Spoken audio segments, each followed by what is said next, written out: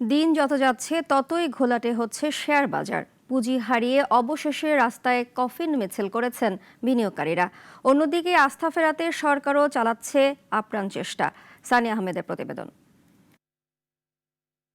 Share বাজারের বর্তমান অবস্থায় কাজ করছে না কোনো বিশ্লেষণ। বিনিয়োগকারীরাও রাস্তায় নামতে নামতে ক্লান্ত, তবুও নেই আশার আলো।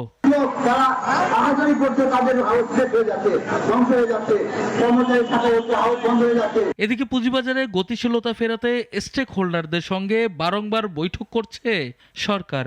শনিবার স্টেক হোল্ডারদের সঙ্গে অনুষ্ঠিত বৈঠকে নেওয়া হয়েছে বেশ কিছু সিদ্ধান্ত।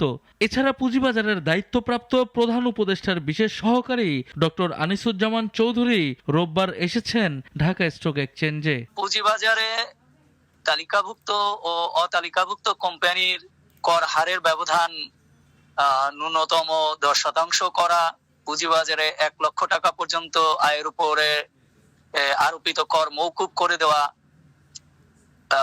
আমাদের যারা স্টক ব্রোকার ডিলার রয়েছেন তাদের যেই পরিকল্পনা অনুযায়ী নেগেটিভ ইকুইটির একটা স্থায়ী সমাধানের দিকে এগিয়ে যাওয়া, বিও হিসাবে ইনভেস্টরদের যে বিও মেইনটেনেন্স ফি সেটা মওকুফ করে দেওয়ার বিষয়, ক্যাপিটাল গেইন ট্যাক্স যেটা হয় ইনভেস্টরদের সেইটাও মওকুফ করে দেওয়ার বিষয় বলা হয়েছে। নতুন পদক্ষেপে গতিশীলতা ফিরবে পুঁজিবাজারে, আস্থাও থাকবে মজবুত, জানালেন মুখপাত্র।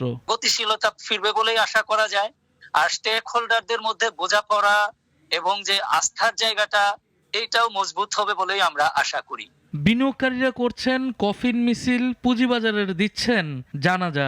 সরকারও বিনিয়োগকারীদের বাঁচাতে করছেন একের পর এক বৈঠক। সানিয়া আহমেদ, নাগরিক, ঢাকা। ওয়ালটন আবারও মিলিনিয়ার অফারে ওয়ালটন ফ্রিজ কিনে আপনিও হয়ে যেতে পারেন মিলিয়নিয়ার।